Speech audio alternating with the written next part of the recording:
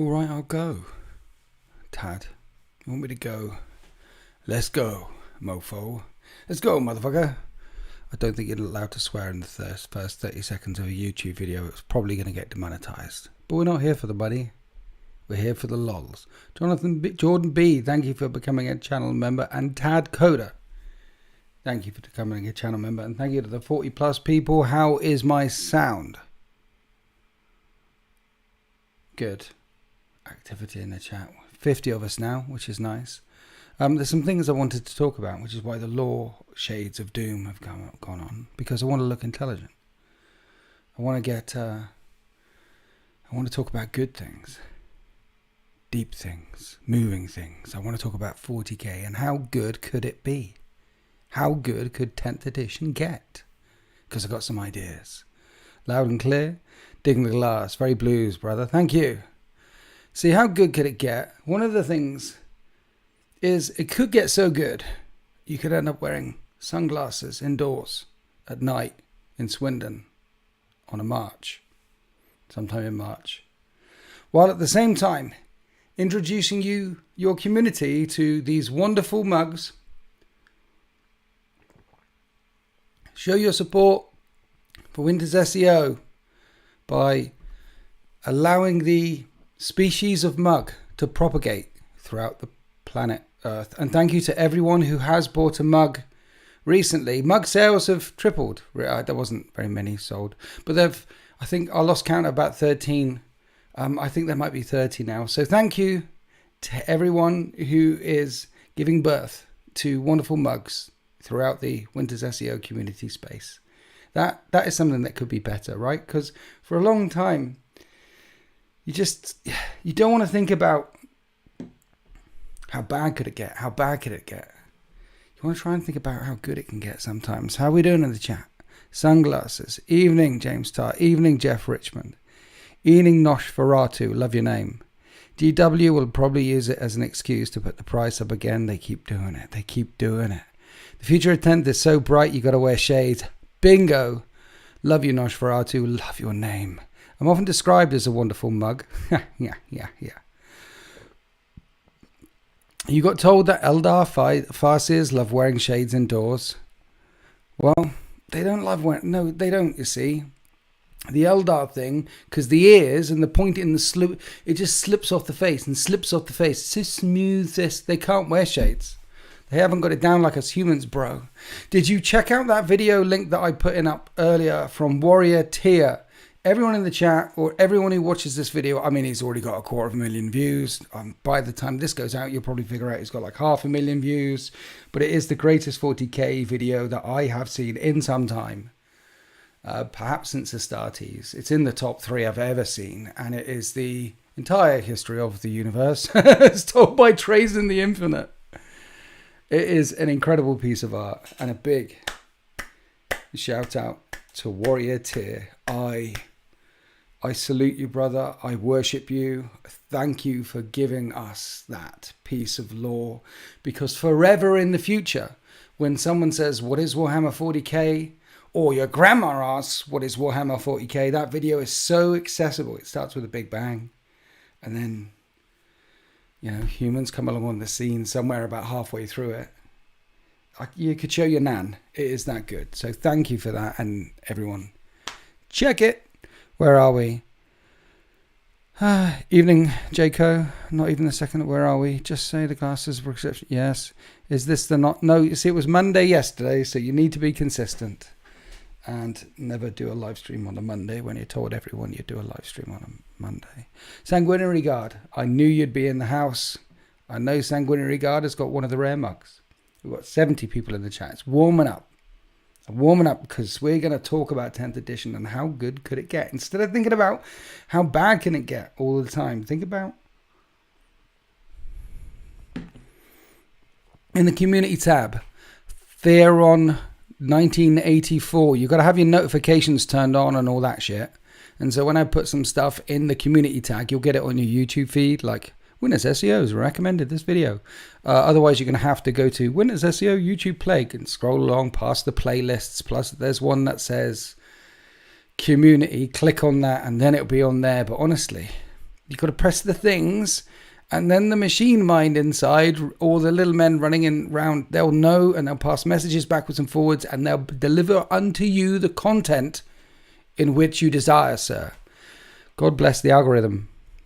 Timeline of the 40k universe by Trays the Infinite. Yes, Nosferatu. Nosferatu, you can stay in the house, brother. You are helping me along with crutches here. Appreciate you. Anyway, guys, check that out, but not now. I just picked up one of the greatest 40k videos I've seen in some time. Don't go. Stay here with me for a bit, please. Because the energy is good. You'll wait. Okay, thank you, Mark Jackson. Thank you for waiting. So Winter, so we're getting 10th or Space Hulk. We're getting 10th, and we're probably going to be getting 10th at. So Farsight book comes out soon. Then the next one being The Lion comes out end of March. So 10th edition earliest, end of May, latest end of June. Warhammer 40k 10th edition. And how good can it get? Not how bad can it get. How good could it get, people? How good can Warhammer 40k get? What do you think? I've got some ideas. Nurgle Pete, thank you for upgrading your membership to the mega members. Nice. Well, sit back in your armchair, have your servitor bring you a brandy, and settle back and join in on the conversation, because tonight we're going in positive mode, people. I know it's rare, but we're going to fly in positive mode. And Marius Gage, thank you for your first donation at Eden. I appreciate you. Hey, Winter's Kill Team, Battle for McCrag, Terminators v Tyranids. What do you think? Lovely. Yes. I was there the day Horus slew the Emperor. I was there the day when they did something like, I was there first edition Space Hulk, and I've been screaming for Space Hulk. Someone out there has got to make some terrain for it. Maybe much for war.co.uk, but damn, I want to play that game and film that game and share it with you. I'm a bit gassy. When did this become an emoji? Just ignore it. Sanguinary God. Vehicles in general need an overhaul. Perhaps bring back some old rules, such as models being left after they die. Would really like the data sheets to get simpler and the base rules to have a bit more depth. Nice cold beer here. Nice. If they're revamping Space Hulk, that's basically what boarding actions is. No. See, boarding actions actually is basically Warhammer 40k with just the data sheets and some extra rules sprung in there. How could it get? 10th edition Warhammer 40k in its core rulebook can have open play, narrative play, whatever player wants to, but in there at match play it says boarding actions, and in boarding actions match play, and it has Tempest of War or Maelstrom of War and competitive play in there as well. It has multiple ways to play, and in there page 1 in match play is boarding actions. This is a perfect for quick skirmish games and new players. And boarding actions is a 500 point game.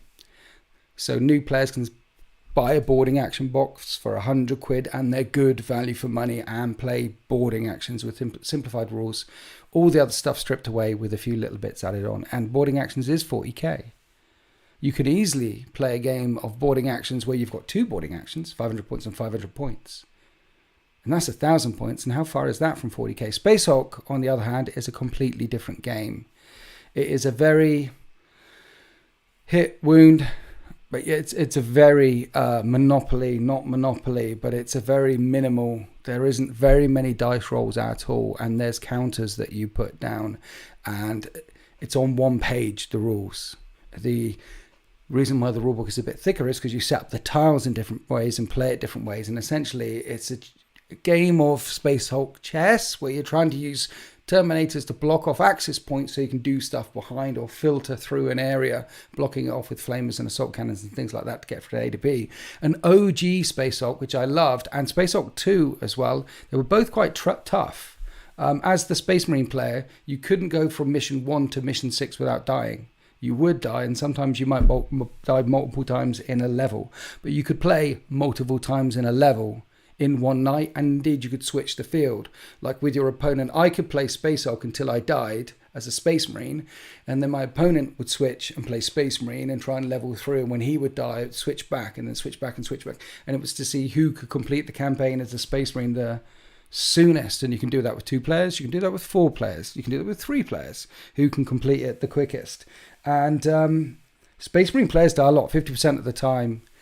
And when you get good at the game, wow, yes, there is a very, it's not, when you work out how far you can move to block and things like, and that's what Space Hulk is, and it's glorious because it's Terminators in a corridor blasting away Gene Stealers, which either make their 5 at save or it's just, yeah. So it's a completely different game. I always want to be the biggest member I can be. Thank you, Nurgle Pete. If you want to be the biggest member, are you the one that joined the Mega Members Club? Well, you are the biggest member you can be. For the Mega Members, for all members, for all my community, thank you for the love and support you've shown me over the last few days. I appreciate it. And I'm thinking, instead of thinking how bad could it get, let's start thinking about how good could it get.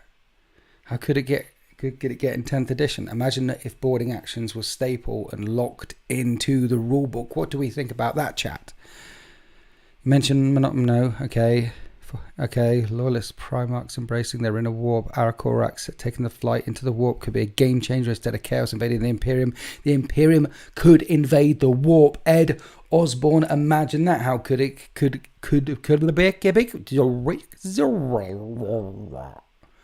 how good could it get? The Imperium could counterattack. Maybe that's what the Lion's going to do. I used to play Space Crusade. That was great. Yeah, Space Crusade was great. Space Hulk was better because it was simpler, more accessible. We'll talk about accessibility. Everyone got your members out. Get your members out for the lads. Any thoughts on Space Hulk boarding actions versus Kill Team? Kill Team is, again, a completely different game, skirmish game. So you have platoon level size games like Necromunda Kill Team, Space Hulk. That's it. And then you get to skirmish level games like Bolt Action, Infinity War, boarding actions, and then you get to war game level stuff. So I just put...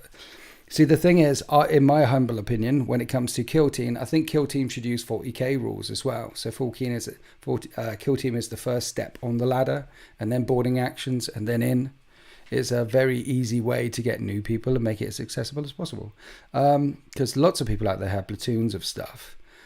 And it's not to say that you don't have platoon thinking in Warhammer 40k, because you can play... you can play Necromunda. There's other ways to engage in the Warhammer 40. Anyway, they wanted to bring it in as a different game. Where are we? Another stupid Nick and Liam T have both joined the 13th at tier 3. I appreciate you for being here. I appreciate you for being here.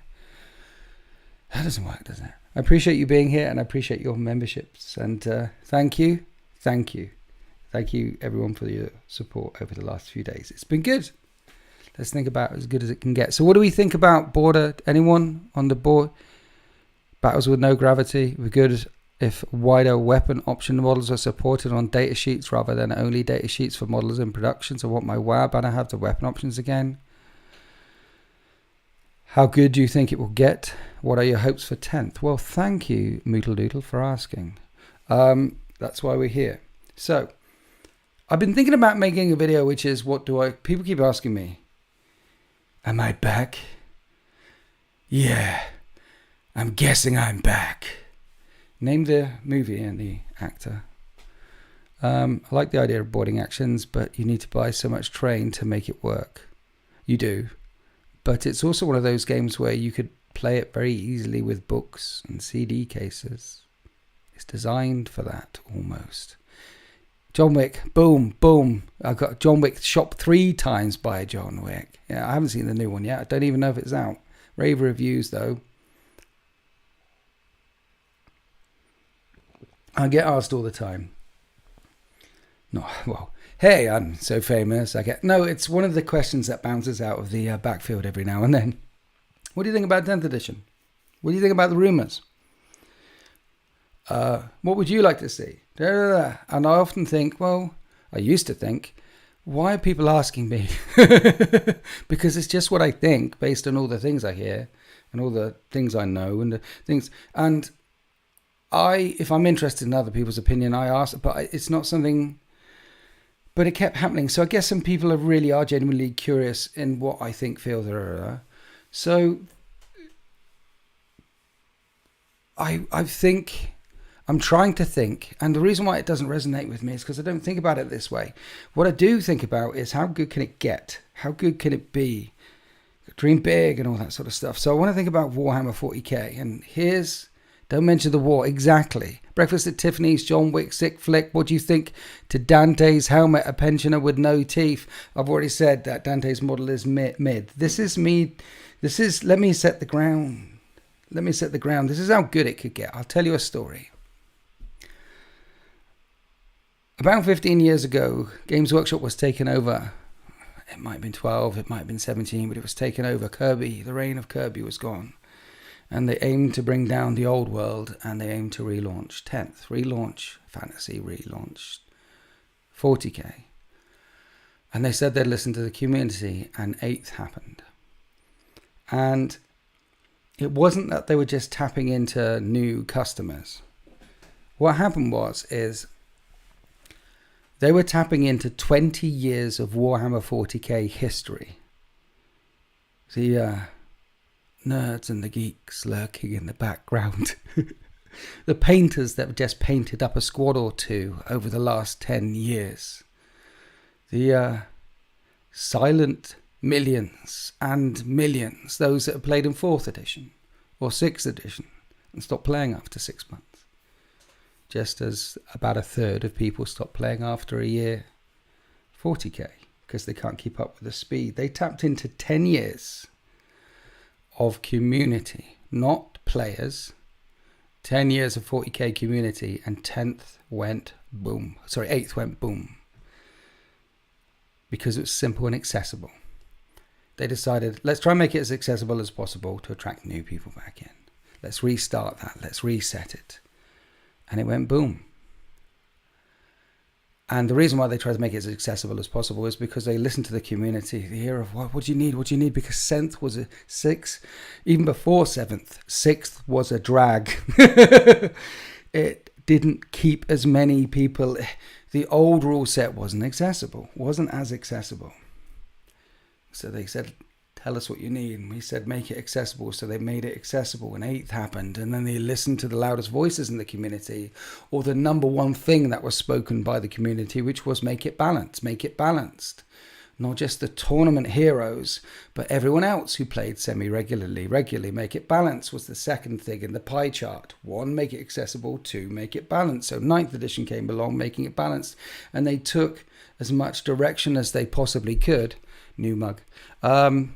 From the most active people in the community, and the most active people in the community at the time were the tournament vets and the tournament sites, and everyone who helped keep this hobby, give this hobby a breath during the dark editions or the quieter editions.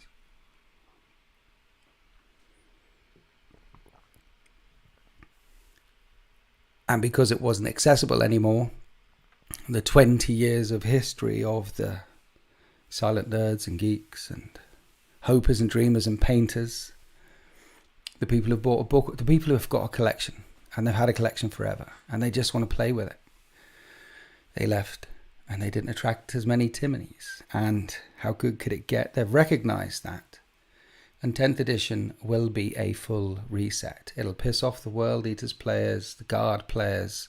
Every change, every forest fire will burn through what needs to be burned through.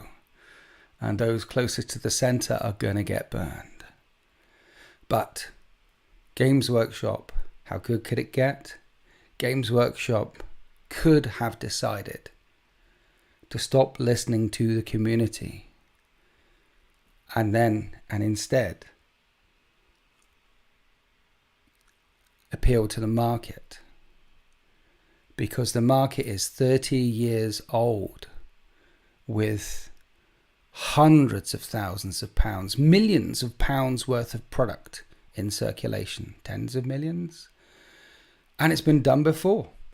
When 8th edition sprung around and it became the accessible edition, it wasn't just the new people coming back in, it was this number of returning people was overwhelming. If you get 100 million people returning, that's your market, that's that. If you get 100 million people returning and only 25% of them are still playing by the end of the year, That's 250,000 potential, 25 million. 100 million? Yeah, 25 million. Damn math. I'm too busy dreaming. That's 25 million. 25 million, guys. Thanks, math. That's a lot of money that Games Workshop can make if they all spent £1.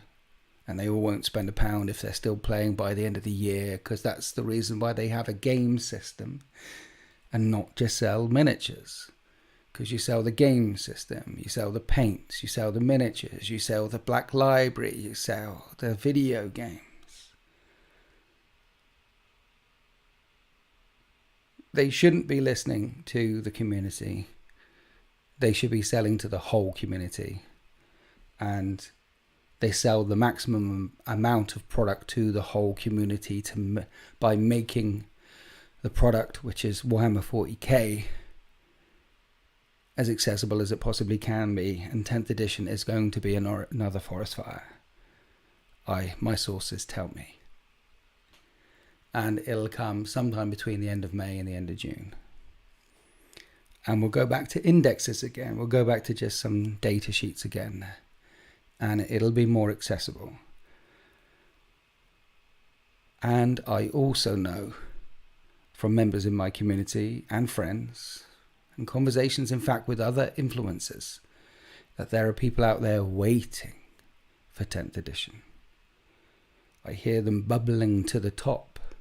There is a market of hundreds. There's a market of millions, hundreds of. There's numbers that want to play because they played in 8th. Then they've got to learn their lesson again to hold on to the growth, which is, it's a slow burn.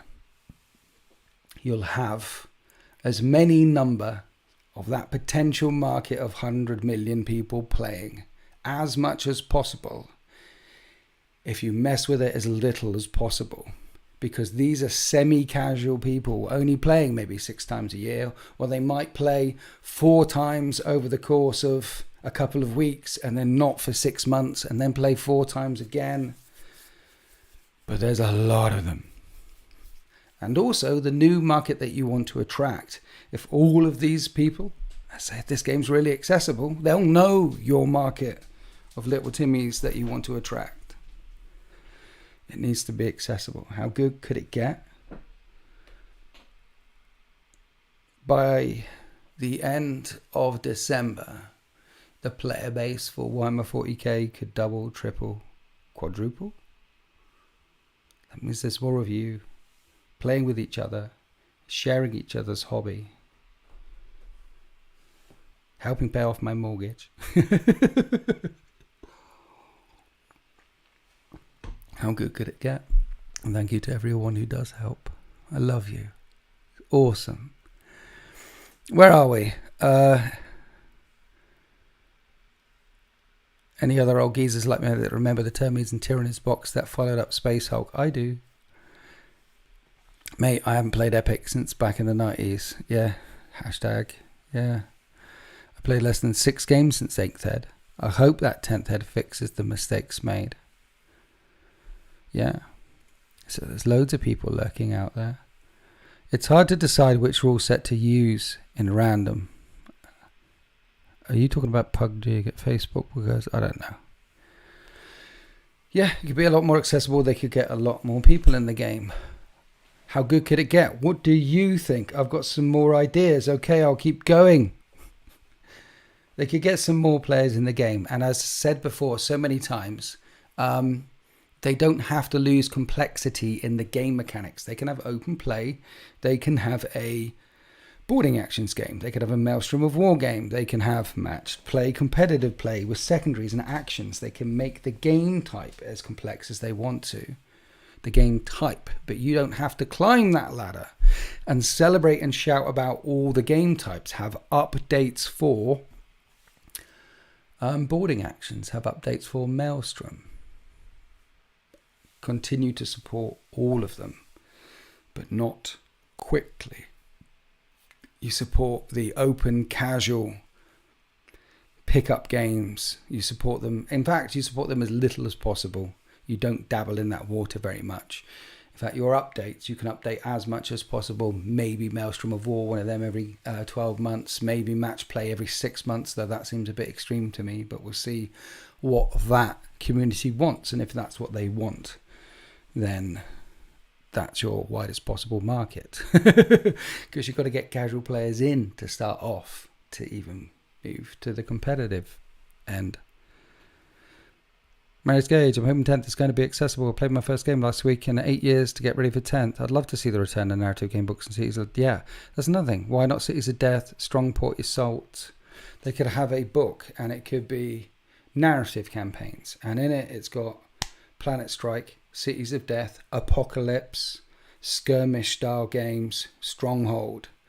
And it's a cheap book with gorgeous art and maps, because this is for narrative casual people. They'll love that shit. And it's just different ways to play in a city, different ways to defend a strong point, different ways to do this. If you want to be... How good could it get? How good could Warhammer 40k 10th edition get? This is how good it could get. Imagine the open play section is as short as it can be. Bring you what you want, put the points to get whatever. We won't talk about the open section. The match play section is as I described a moment ago, with all the different ways. Multiple ways of playing match play. And then you flip to narrative. And in there it says, there are multiple ways to play narrative Warhammer 40k. There is the Crusade system. Go and check out our range of books over there. And those range of books, there could be 100 of them and they could be awesome. But also in the main rule book, there is Cities of Death. This is how you fight in city streets. These are the stratagems. These are the rules. Stronghold. This is how you fight Stronghold. Apocalypse. This is how you fight Apocalypse games. Planet Strike. This is how you fight Planet Strike. And there's 6 or 7 different Games Workshop approved narrative ways of playing in the main rulebook, and they say if you want more of this, it's their sales pitch. Look at these awesome rules we've written, because God, they could write such good Cities of Death rules. They could write such good Apocalypse rules and shout it out in the main rulebook and say, if you want more of this, come and check out this Crusade. That's fine. Would be fine by that. And you get your Crusade book, the first Tyrannic War, and you open it up and it's got some gorgeous maps and some gorgeous minis, because we're narrative players and we love that shit. And in your Crusade map, again, minimal rules for the first Tyrannic War. Minimal rules, but in each mission it could bend and change different ways. So a couple of the missions can be boarding action style stuff, a couple of skirmish style stuff. A couple of the missions could be attack defend. A couple of the missions could be classic 2000, and you could drop Apocalypse missions in there as well. Now, whoever's playing that campaign doesn't have to play every single mission. Heck, you could put 20 missions in there. Don't overdo it. Say 12 missions in there. And give them variety with different weather effects. 12 in there, and maybe your opponent you could choose to fight, or 12, or just do 6. But the idea is you're going to want to do it because it's the Battle for Macragge, and some of the missions in there are classic and all your friends are talking about them. And the narrative in that book for the Battle for Macragge, well, just put it this way. In the text, when it says he stood on his staff looking across the battlefield, they got Dan Abnett to write that book. So go check it out. That's how good it can get Warhammer 40k narrative play. What do you guys think? Winter's live, baby. Hi, Sasha5. What a joy to catch. I'm pleased you think so. Compare the financial investment between 40k and video games. That is the mountain tabletop will die on.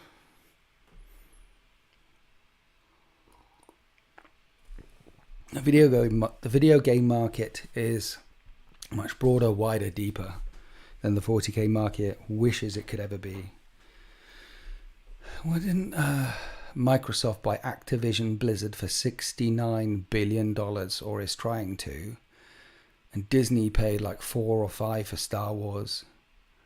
So it's worth more 15 times the size of Star Wars, Activision Blizzard. 40k wishes it could make that kind of money. IP is worth a lot of money these days. Spider-Man, DCU, EU, 40k. IP is worth a lot of money.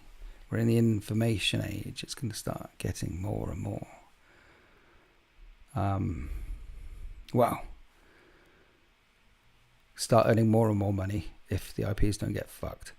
Winters, how do I sign up to your channel as tier 3? I'm subscribed as a non-paying member. Where do I click to join up? Thanks for asking the question, Samuel. Sorry for the cough. If you're on an Apple device, it sometimes screws you. So you'll need to find a proper way to plug into the machine mind and let the holy algorithm take you. Basically, you click on any YouTube main page, and then when you scroll along the top, you'll see the top right corner, there'll be a join button. And if you join at tier 1, you'll get support me and get custom images and things like that. At tier 2, you'll get access to my Discord. And at tier 3, which is very active, shout out the Discord. Very, very active these last 5 days. OMG, it's hundreds a day. Love you guys. You get access to that. And at tier 3, you get access to all my additional videos. And there's campaigns and all sorts of things. Someone in the stream will probably tell you how to do it.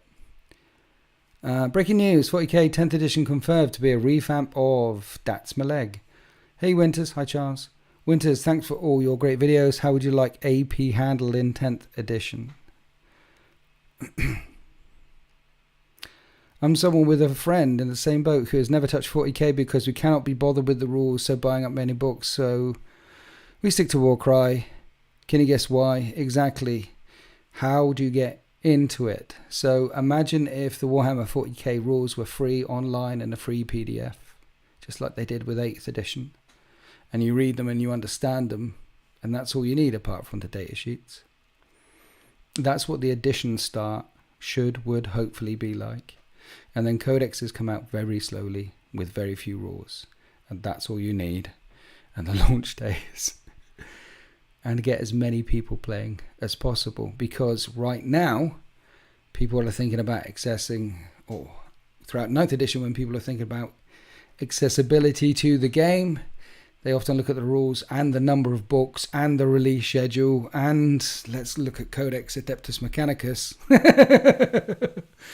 And if you haven't got a PhD, or the Gene Stealer Cult special crossfire rule, or whatever else is, and there was a time when you used to go around your mate's house and you both write a 2,000 point list there, and you just play a game, and boom, it will go out. Carl Bartlett, thank you for becoming a tier 3 channel member. So, I'm hoping to see 10th edition being as accessible as it can be. I think the core rules as they stand are relatively okay, but they could easily be simplified by modifying the terrain. I think independent character rule could be reintroduced quite easily. But the main thing is the complexity of the codexes. And people start playing again more and more. And Emperor's Children comes out with another Primarch and Eldar Exodites. Here's the thing. For all those who've been collecting Space Marines out there, and there's hundreds of millions of them in the world, just like putting our Space Marines up against those Gundam suits. Hey, let's do Space Marines versus Battletech. Let's do Space Marines versus Gundam. They brought us Tau, and they brought us in 3rd edition, and we were fine with it. Just like we could do, let's line up my Space Marines against some demons. I can take them on. Let's line up my Space Marines at Starship Troopers and aliens. I can take them on. Let's line up my Space Marines against, because Space Marines are the seller, okay? Against Gundam, let's take them on. And let's line up my Space Marines against dinosaurs. I've seen Jurassic Park. Let's have the Raptors and the T-Rexes. Let's have them against my Space Marines. Bring it on. I mean, come on now. I want to fight the 13th against some dinosaurs with laser beams out of their frickin' foreheads and Eldari hanging off the sides with spear lancers and psychic stuff washing out across the battlefield. And there is a trench down Primaris there going tuk, tuk, tuk, tuk, tuk, tuk, while these Velociraptors are spinning around from the outside and frickin' laser beams.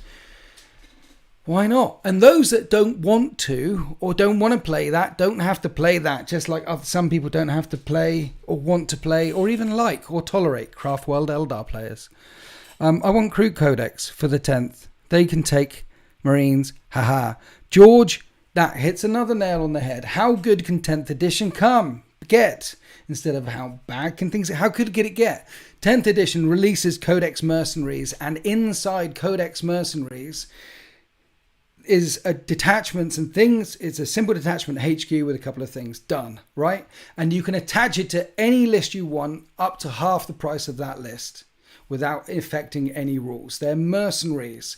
Make up your own narrative. And in there, the main two things that they could really push in there are Kroot and Inquisitors. Radical Inquisitors get up to all sorts of shizzle, and they could mercenary up with anything. Maybe you have a basic rule which says tyrants can't mercenary with anyone except for Gene Stealer cults, or guard, and leave it at that for them. But you have Inquisitors in there with their retinue, and you can sell Valkyries, and you can sell Jokero, and you can do some weird stuff, and you can introduce some Ganger looking Necromunda models in that way, and you can release them in Mercenaries. And in that book you could have Codex Kroot, and you could expand that book and have Codex Kroot in Codex Mercenaries. But here's the kicker: it's got 4 brand new species in it as well. Codex Mercenaries, say there's a race of humans that stand as tall as Space Marines without armor, so they're all 7-8 feet tall without armor. And say they've mastered gene tech, and what they do with gene tech is they breed warrior monsters, arachnids. They breathe spiked, super fast rhinoceroses with blades that they do that with their gene planting tech, and they're whoa, because they're all plugged in and the thing like that, but they're still very big humans, and they've still got the guns, but they're tiny. They're only in 1 star system or a couple of star systems like the Tau. So if the Imperium ever looked in their general direction and went, it would die. Just like if the Imperium looked politely towards the Tau Empire and just spent 1 year, just give... not just Fleet Pacificus, give them Fleet Pacificus and the Phalanx at the same time. Give them that, and the Tau Empire will be gone in a year. Easy, probably half. So one of those, and you can have 4 more other mercenary people who would, and Codex Mercenary comes out.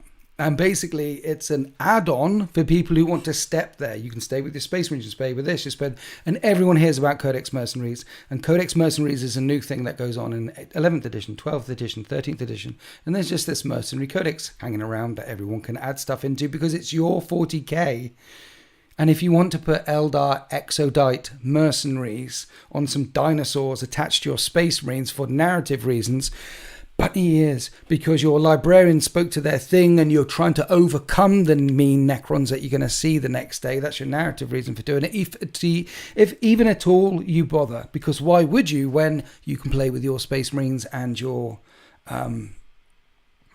things, however you want to play with your Space Marines and your things. And your dinosaurs.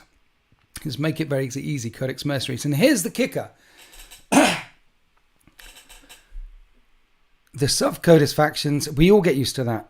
And it doesn't recycle and until you want to add a new mercenary faction. And just release 2nd edition, 3rd edition, 4th edition of the mercenary faction. Because the mercenary factions that sell a lot of money. And if you release Codex Exodites into Codex Mercenaries and there was a HQ, just one, and then a fast attack choice and a really tanky charge type choice, and you put them in there and you sold out. So that tells you something. And I think Kroot, Vespids, Votan could get a shout out in that book. Yeah. For more Votan models, check out that. No, you couldn't do that. The Votan mercenaries inside the Merc book would have to be a gateway drug to Votan. That's how good it could get. I hope the secondaries work. I hope the way the secondaries work are changed a bit.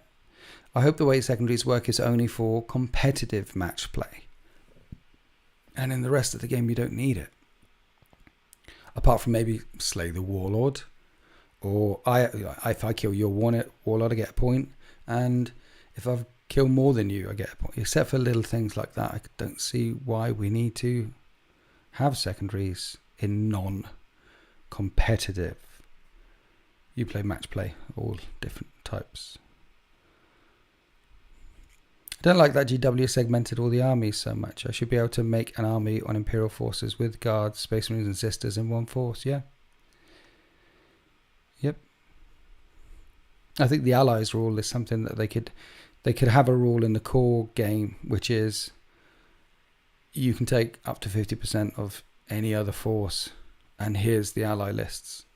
This is this group, Imperium. This is this group, Chaos. This is this group, Xenos. And this is Tyranids.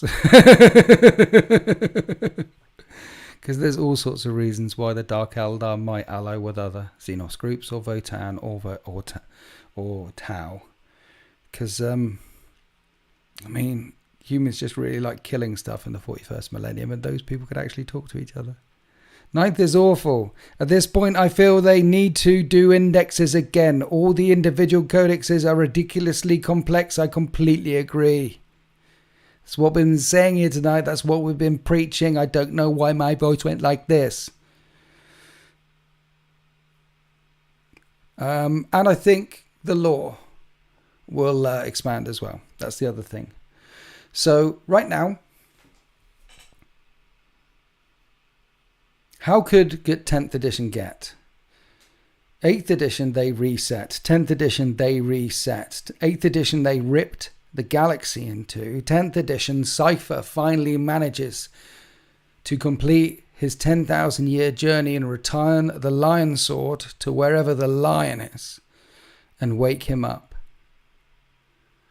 And at the point where the Empire is about to fall, the lion strikes in and saves the day, saves the Imperium of Man, just as, in a way, Rupert Guilliman did. He's a Primarch. Give him his time to shine, after all. Come on. He's a Primarch. We want to see him shine. We want to see the lion roar when the Imperium is in its darkest hour.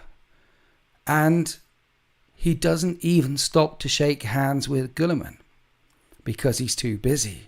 Because he's the lion, and he's wounded them, and he's made the Chaos Beast bleed and shriek back to his lair, and it's the lion, and he chases it down.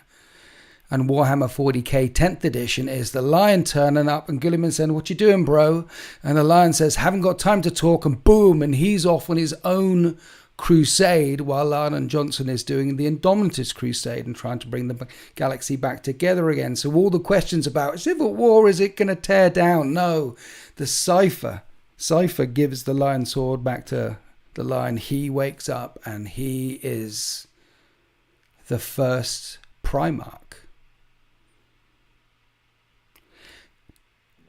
20 Primarchs / 18 Primarchs unified the galaxy from the ashes of old night in 200 years. Yes, they had the Emperor behind them, but it took, let's say, 18 beings, 200 years, whole galaxy, done. Horus was cleaning up around the edges. 2 of them come back. Warhammer 40k is it's always punching over the top. Everything's bigger. We've got churches in space will blow up entire worlds. If you don't like it, well, it gets worse. There's a demon that can rip your soul out from the inside. Welcome to 40k. No one's a good guy. That's why we love it. It's why the IP is worth more than the models in the game these days.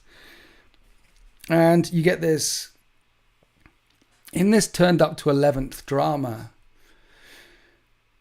let's have Vashtor unlock his key and the soul forges and the fleets and all the stuff, and let's bring the Imperium to his knees, and let's unleash the lion at the same time. And tie in the Yellow King.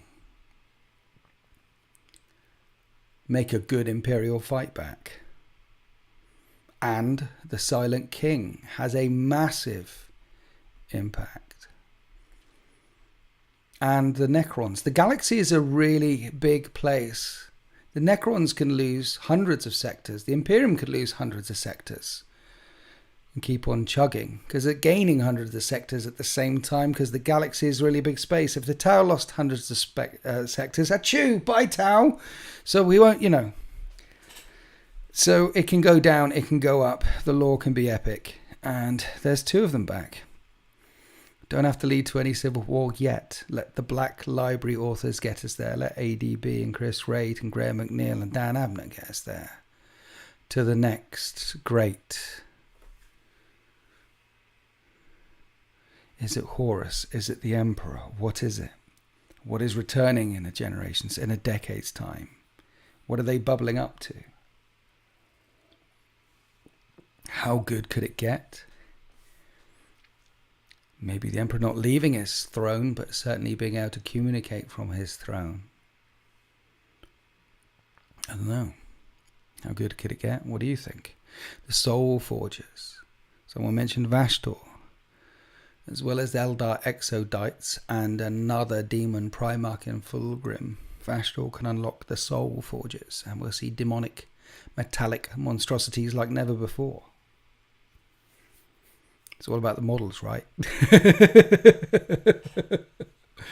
Imagine what they could do. After all, it seems like we need a winter's edition.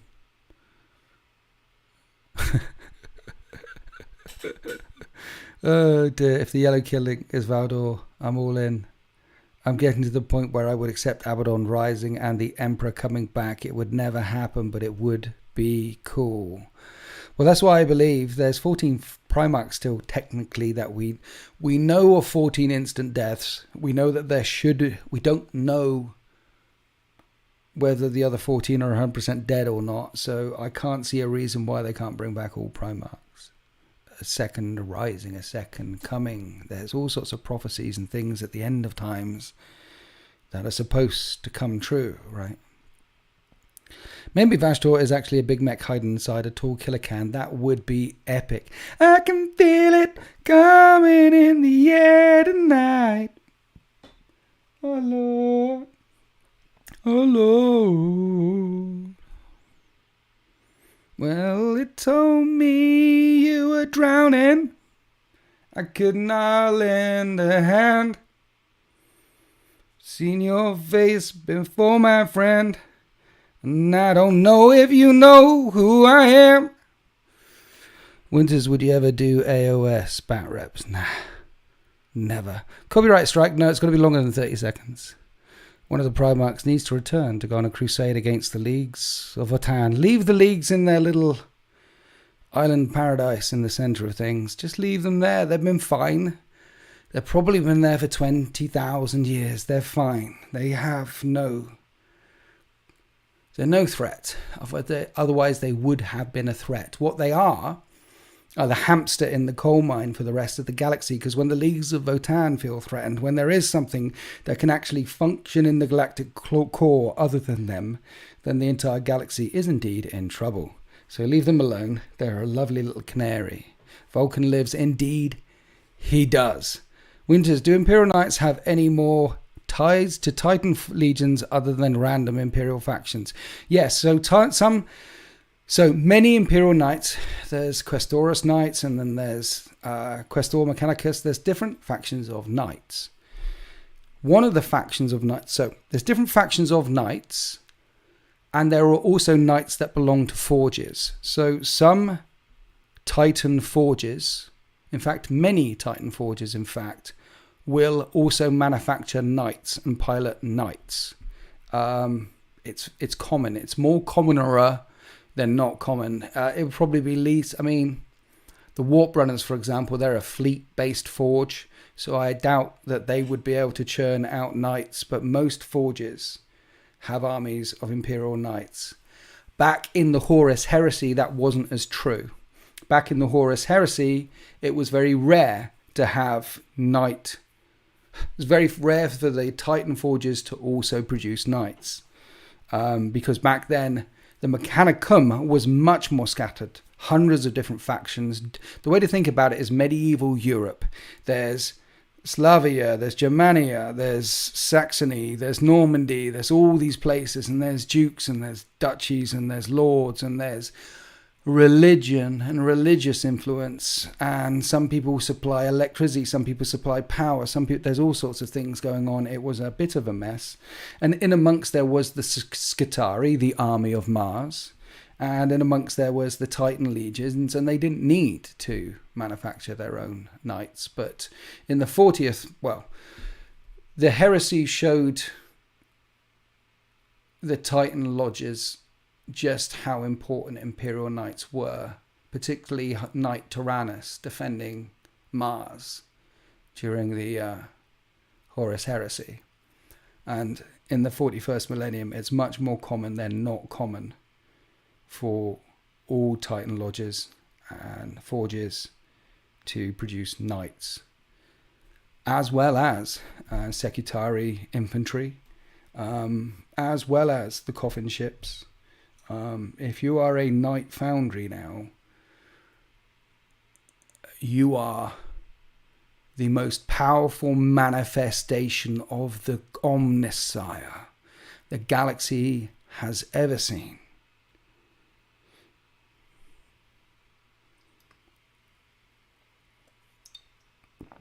On a planet, most powerful on a planet, there's always a level above. In space, it gets even bigger. Bugger. So that's how good it could be. Forge Riser, the Emperor plus Malcador spoke in the lore about bringing Ferrus Manus back when they have time. Lion is too chaotic. That's what I mean. He can explode like a supernova and just go after the enemy like a lion with the Raven Wing. All the things. I reckon Marty McFly will pile out of the DeLorean with the lion in tow and save the day. I asked how good it could get. And I know the idea of Marty McFly jumping out, and it could actually, yes, I'm in the memes, in the community. Let's see that. We're going back to the future. Just don't go looking too closely at that spooky maze on Mars, though. No. Well, no, don't go looking down there. But the Emperor put it there on purpose, didn't he? He imprisoned the Void Dragon under Mars so that during the Age of Darkness, the Age of Strife, during those 5,000 years, the culture that dug the deepest, that was the most fanatical, that was the most destructive, they won. The story of the Mechanicum is the story that the Aztecs, who have no idea of technology, cutting out flint knives and slaughtering thousands of people a day and eating them, they're the Mechanicum. The Mechanicum know nothing, and they're religious, cannibalistic fanatics, because it's a meat grinder. Forge worlds are just meat grinders, and it all comes out the other end. And it either gets put together into something or eaten by something else. I would consider 10th great if we could get full Chaos Mechanicus army. I believe Vashtor and the Bad Mech are coming, and the Soul Forges will be unlocked. Wait, 10th edition? I just bought 9th. Exactly, which is what I said back at the beginning, Baron von Gasoline. I said 10th edition reset for everyone. There's going to be some that are unhappy. There are some that obviously this amount of change, this amount of fire will burn, but a big reset and stay there for some time, because you just bought 9th, but it's 3 years between editions. They need to drop a simplified edition, which is simplified enough to be accessible enough for as wide of the market they can, and leave it there for 5 years, 6 years. A living rule set. Warhammer 40k 10th edition, how could it get? It could have a living rule set. A core rules. That is so simple it doesn't need to change. And over time, different match play mission packs come out. So those that want to play it competitively get this 1 year. And the next year they get another one, which I've probably got somewhere but don't know where. Next year they get another one, the Arcs of Phoenix Nephilim, whatever the crap. And the next one, they get another year. But it's still the same base core rule set, and each competitive thing doesn't overrule the next competitive thing. So you can play Arcs of Omen, or you can play Nephilim, or you can play Pariah Nexus. You don't have to go from... It isn't not them anymore, it's which ones do you want to play.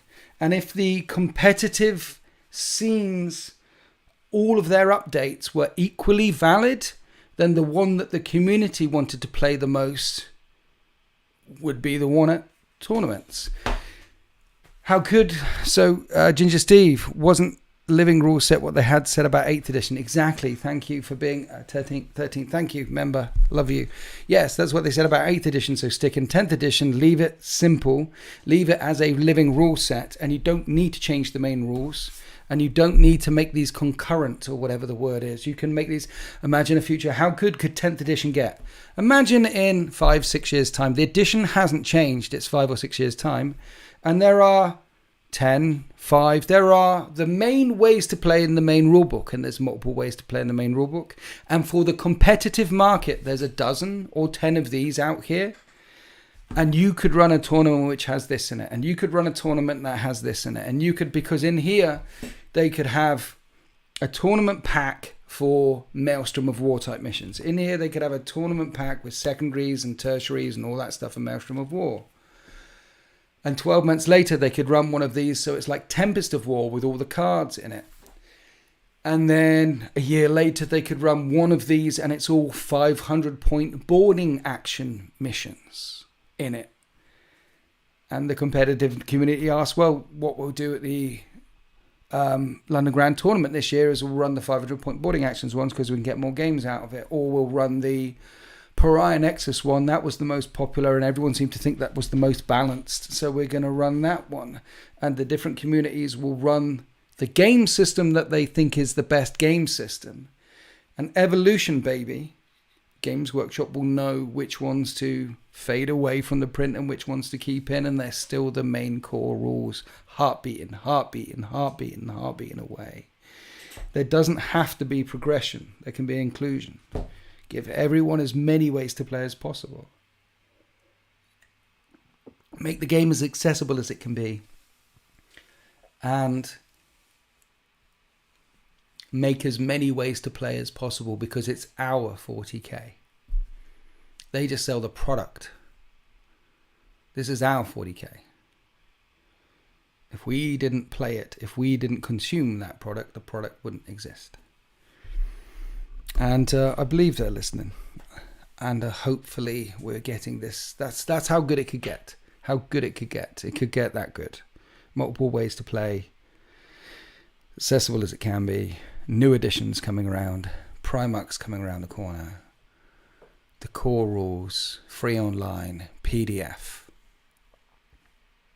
Dinosaurs in space. New demon Primarchs. New loyalist Primarchs. Simple rule set. Boarding actions in the main rules. So you can just step in. At the same time support heresy. And narrative play and other ways of playing. Support them all. But the rules part needs to be slow burn. And the models part can be as you are. Something like that. House rules rule. I'd be excited of 10th if 10th ditched the whole printed codex mechanic. Had some cool rules and some gorgeous models. I mean, you decide what you want to do with your rules. You can house rule whatever you want to. It's your 40k. Play 40k your way. I've been doing a bit of that online recently with like 4,000 points against each other, 5,000 points against each other. Slaughter Bowl for members. I think I did White Scars versus Necrons and I made up that one. And that one seems to be chugging away quite well on YouTube as well. I want the lion to come back, but he might be mind controlled by Nids and worship the four-armed emperor behind closed doors. Simply Warhammer is in the house. Simply Warhammer, thank you for coming down today. So earlier on this morning, I was sitting around in the living room in my underpants, and the doorbell went, and Simply Warhammer was stood there. Go and check out Simply Warhammer YouTube channel. He's a lovely guy. He was at my door this morning saying hello. And I said, I thought you were supposed to be here next week, which isn't exactly the most welcoming thing you can say to a guest that's driven down 2.5 miles to see you, 2.5 hours to see you, particularly when he proceeds to pull the phone out of his pocket and say, look, here it says on the message, you told me to come here for 11 a.m. and here I am at 11 a.m. This seems to be a you problem. And to me, it wasn't a problem at all. To me, it was like, wow. Simply Warhammer Andy's here. I thought I was playing him next week, but the table's set up. Had an awesome game of Warhammer 30k that I didn't play yesterday. Let's do this. Let's throw down. And we had a great time. And there's been 2 or 3 occasions where people have turned up to my door when I didn't expect them to, because my scattered brain is scattered somewhere else. And Simply Warhammer is the latest victim. I do remember one occasion. I can't remember when. But Dark Angels Chris will attest to the one occasion where he turned up to play and I was already playing. It was a dark moment for both of us.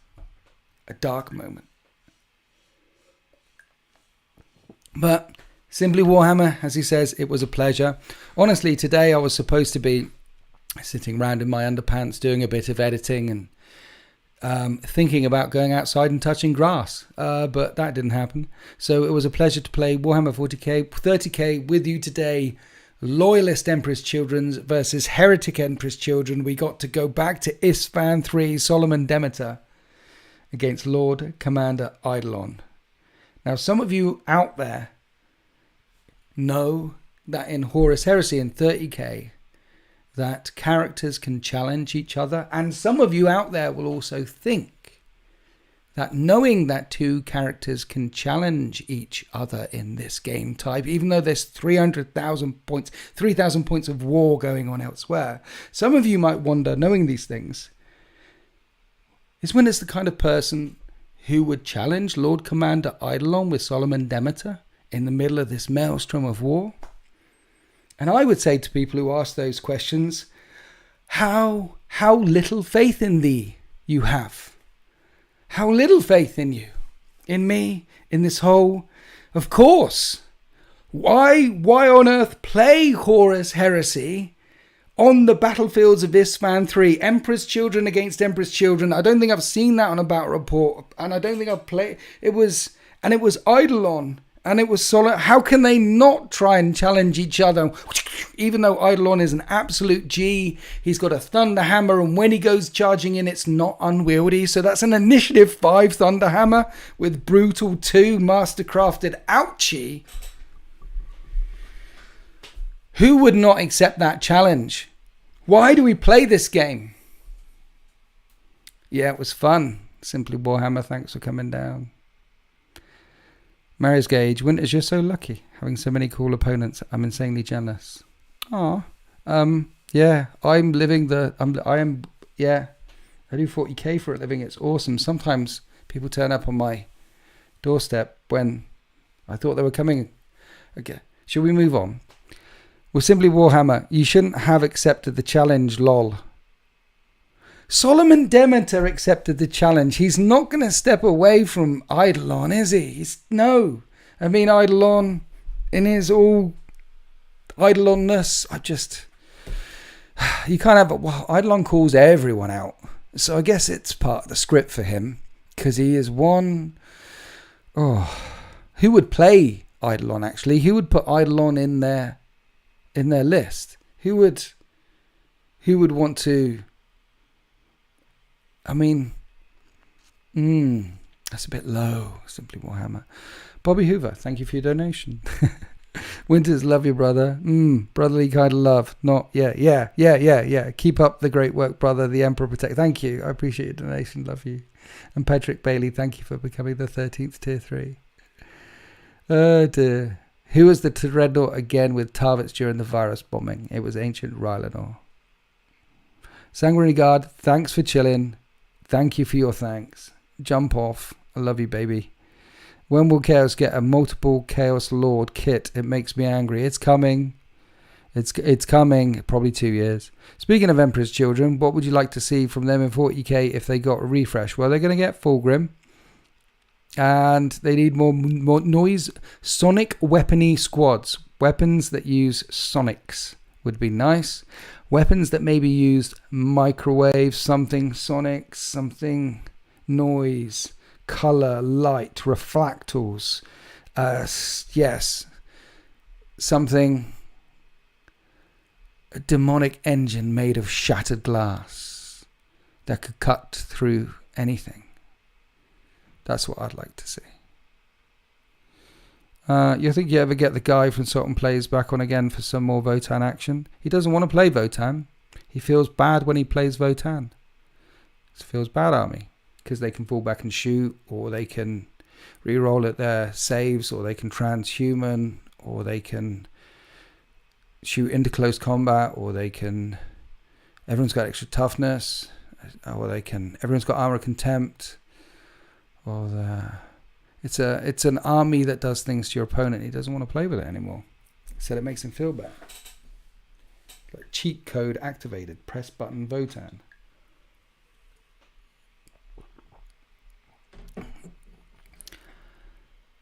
And put a noise marine on top of your battle wagon. Cool. Blending the Emperor's Sword sucks, yes. A big microwave on tracks that drives over a unit, then lowers onto them, cooking them up. Brilliant, yeah. But you could also have something massive on tracks with... and it's got some guns... something massive hanging off the tracks. And in front of it is almost like a massive speaker grill, but it's almost like a massive microphone grill. And it just blasts... and so it auto hits units within 12, and then over that, it's just something incredible. Do you like the idea of Snake Body Fulgrim Demon? Yeah, I like the idea of all Primarchs. Bring them. Bring in the Primarchs. I want cool shit in Warhammer 40k. I want to see Primarchs. I want to see Gulman go up against Fulgrim. I want to see awesome stuff. And one Primarch holding up the foot of a Titan, screaming at the other Primarch to stand up. Stand up and fight, brother. I want to see cool stuff like that, and I want to have the opportunity to play those sorts of games on the tabletop. Yes. If he's in snake form or whatever form, it'll look cool because hopefully they don't fuck it up. And some of the greatest model makers in the world do the thing and make it look beautiful. Servo Skull, thank you for your donation. I appreciate you, brother. Thank you. Dreadnought Ferrus Manus, that might be it. There's lines. I think the ones that are dead, let's leave the dead. The question about the 4 dead ones, Ferrus Manus, Sanguinius, Kurz, and Horus. You don't need to bring that. You've got 14 that you can bring back before you even need to touch them. Lol, just reading Betrayer at the moment. Oh, Mootle Doodle, one of the best books in the Horus Heresy series, Betrayer. And it comes right at the right time. Because you've got the Horus Heresy, and then it splits all over the place. And then the authors start bringing us back together around the middle, around Unremembered Empire, Imperium Secundus, Know No Fear, Betrayer, Pharos. They bring us together. And they needed that before they split apart again and launched towards the Solar War. So Betrayer, yeah. One of the best books in the Heresy series. It's incredible. I'm hoping for a new model and rule set for the Emotech the Stormlord. Yeah, all of the resin ones are going to go. All the fine cards are going to go, right? They want to sell plastic kits. We need a new Tyranny character to counter all these Primarchs running around. We do. The Tyranny is one of those books that you could add 5...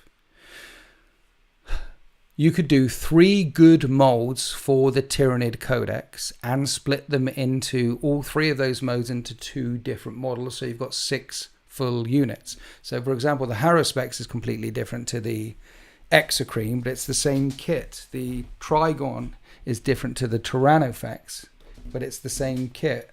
You can have a kit of something new where big shooty thing is the same kit from Big Fast Chargy thing. Oh, no, they've done Big Fast and it's Carnifex stuff. So not Carnifex. Something different. Well, it could be a big thing. It could be Imperial-sized Knight-sized Tyranid thing, which comes in 2 different forms. And one of them is big and chargy, and one of them is a bit more shooty psychic. And it could be 80 quid, and it could be and what you do is you get 2 because you want that one and that one because they both look cool. Make the models look as cool as possible. Then people won't want to magnetize each because both will look cool. The one with the massive guns shooting in a mouth, and with wings, and it's huge, and a tail like a alien space dragon. 2 different sculpts, Imperial Knight sized, of alien space dragons. Perfect, yes. How good could 10th edition get? 90 quid. Like Fellblade size, Imperial Knight size, Baneblade size, Space Dragon, 2 different sculpts, and a sprue in there to flip between one and the other. Because one's got these, they've both got these 2 different wings. One with like a double set of wings on its back, and one with big wings on its back with the claw. And one's mainly shooty and psychic, and one is just fast, and it's got extra limbs, extra wings, extra attacky things. And you'd want both because both of the models would look cool because it's a massive alien Tyranid space dragon trying to eat space marines. Yeah, they could do that. I've said as well that they need to release a Space Marine tank, super heavy tank in plastic. We've got Bane Blades, we've got Storm Swords, we've got this. Imagine if you could buy a plastic super heavy tank, which is in the Space Marine Codex for every Space Marine army, and there's 3 variations of that. It doesn't have to be the Fellblade, it could be something else, and it's a super heavy Space Marine tank, and it's just in the Codex. So you can get your 2 dreadnoughts and a tactical squad and put a super heavy behind it, and you can play that list if you want to and make it accessible and fun so people can do that. And they bring out a plastic super heavy tank for Space Marines. They make bank. Would a return of the Legion of the Damned be viable? Just curious. I think, how good could 10th edition get? 10th edition could return the Legion of the Damned, put them in Codex Mercenaries, which I talked about earlier. And they can join anything except Tyranids. Why would the Legion of the Damned join anything? Because they will make a special rule that they can only enjoy Imperium armies and put them in Codex Mercenaries. See how popular they are. Anyway, it's getting late. How are we all doing? I've enjoyed my conversation, guys, with you this evening. Looking forward to the future. How good could it get? New factions. More accessible rules. More ways to play for the people who want to play it in different ways. Supporting the competitive community as well.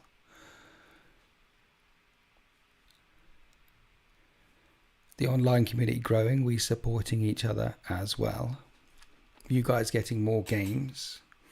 Game Workshop making more money through selling to a wider market rather than trying to shove more down. Pay very careful attention to the IP because the IP is worth more than the model market now. It really is. How good could it get? Space Marine 2 comes out this year. Space Marine 2 is a massive hit. 10th edition is a massive hit. The Eisenhorn TV series comes out at some point, in which Dan Abnett has consulted on. If you don't know, he's the Black Library author of Eisenhorn. And Henry Cavill brings a TV series out. How good could it get? It could get very good.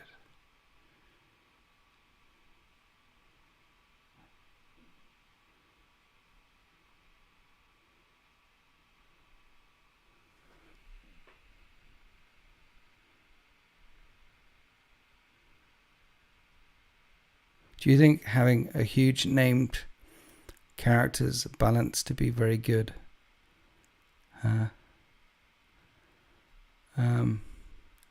Well, you can leave huge named characters out of boarding action missions. There could be a rule in boarding actions with no named characters. That's an intro to the game. And then once you've got your head around what they can do and what their impact can be, then you're playing then you're playing enough to be able to either pay the big character tax and ignore it, or take it out. Brett Parsons. 3 games of 9th edition with the Sun, as long as playing 1k points. Finish a game. Yeah. Andrew T. Hey, Winters, you're great. Love you. Don't want to get too good and have GW get bought by some US company. See, the thing about the Games Workshop is it is a multi-billion pound company, and it is in the FTSE 100. Its IP is worth a lot. The risk of it getting bought at this time is not a shit. The shareholders as well. It's a lot of... Well, there's always that risk. I don't know. I don't know enough. I don't know enough to talk about that sort of thing. I'm just asking how good could it get. I don't know enough to talk about that sort of thing. Anyway, thank you everyone for coming along this evening. Pick up a Winters SEO mug from the Winters SEO store on the tag on the thing. Support Winters SEO by becoming liking and subscribing, or go and like and subscribe any YouTuber you like, actually, because I'm sure they'll appreciate it as much as I do. And I really appreciate every channel member that I have. It's helping keeping the dreams alive, and I'm looking forward or trying to think about how good it can get. And when you think that way, you think good things. And I like trying to think good things. So thank you, the 100+ people in the chat. Thank you for your likes, comments, subscribes, and the 6 new members today. Appreciate you very much. And I'll try and be back on it's a late one tonight. Did you know it's a late one? Thursday, I think. I plan to be on Thursday evening with Sultan. Yeah, I am. Yeah, I got this day. Yeah, Thursday evening with Sultan Plays YouTube channel. Dear, my days are all a kerfuffle at the moment. It's been a hectic week. And yeah, sorry to Simply Warhammer for getting my days mixed up. Yeah, so I'll catch you all on Thursday evening at a more rational time. I'll be like 8ish. Me and Sultan will be chatting to you about stuff and things. I just thought I'd invite him along, actually, because I like talking 40k. I'm going to pick his brains. Let's pick his points of view. So thank you. Fun stream. Night all. Thank you. And happy wargaming.